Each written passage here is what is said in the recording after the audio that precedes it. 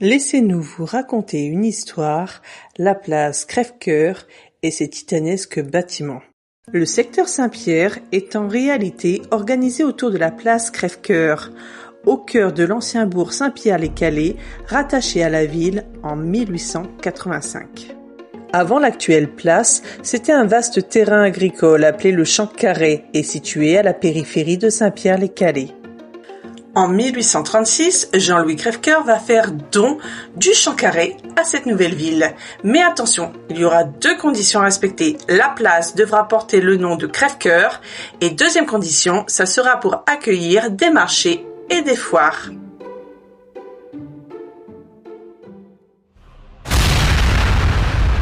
La place est bombardée à deux reprises, en 1918, puis le 27 février 1945. Ce second bombardement fut meurtrier, avec 97 victimes, dont 16 enfants de moins de 8 ans, de l'école Jeanne d'Arc. Les corps furent rassemblés sur la place avant les funérailles en l'église Saint-Pierre. Parlons un peu plus en détail de l'église et de la Bourse du Travail. Commençons avec l'église Saint-Pierre. Imposante église néo-gothique, elle domine la place. Elle possède un clocher de 65 mètres, inspiré de celui de Saint-Pierre de Caen. Elle fut édifiée pour répondre à l'explosion de la population liée à l'industrie de la dentelle.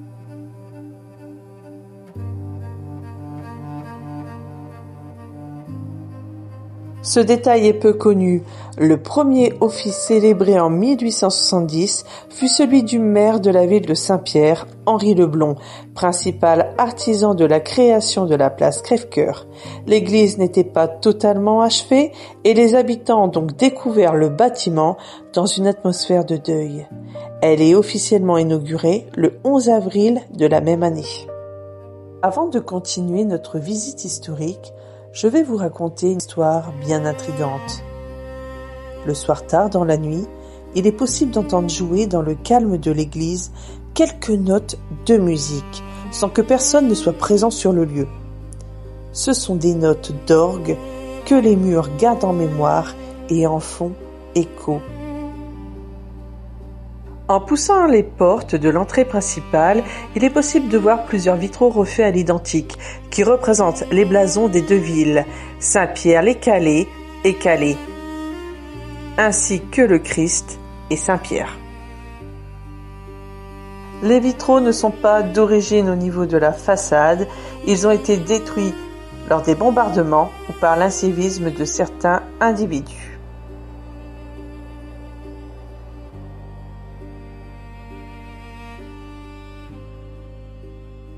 Malheureusement, des impacts de balles et d'obus sont encore visibles sur la façade de l'église, qui témoignent de la tragédie du 27 février 1945. Parlons maintenant de la fameuse Bourse du Travail.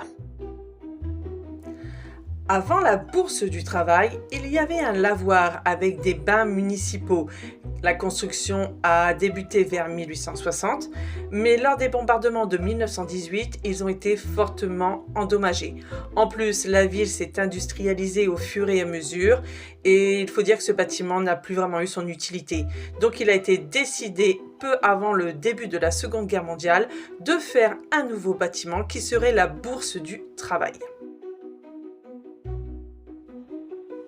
Le projet est confié à Roger Pauillet et la construction s'achève en 1939, juste avant la guerre.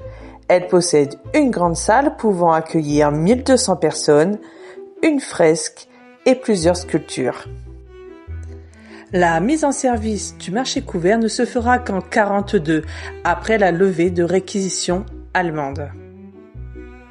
Sur ce bâtiment, plusieurs histoires étranges circulent dans Calais. Robinet qui s'ouvre seul au premier étage, une ombre noire qui regarde du balcon où vous observez des escaliers du deuxième étage, ou des objets qui ne sont pas retrouvés à leur place d'origine alors que le bâtiment est fermé à clé. La place Crève-Cœur recèle encore bien des mystères. En tant qu'enquêteur en paranormal, la seule chose que nous souhaiterions est d'accompagner les âmes errantes vers un chemin de paix. Merci à tous d'avoir regardé la vidéo et n'hésitez pas à découvrir l'association Calais Paranormal Tour sur YouTube et Facebook.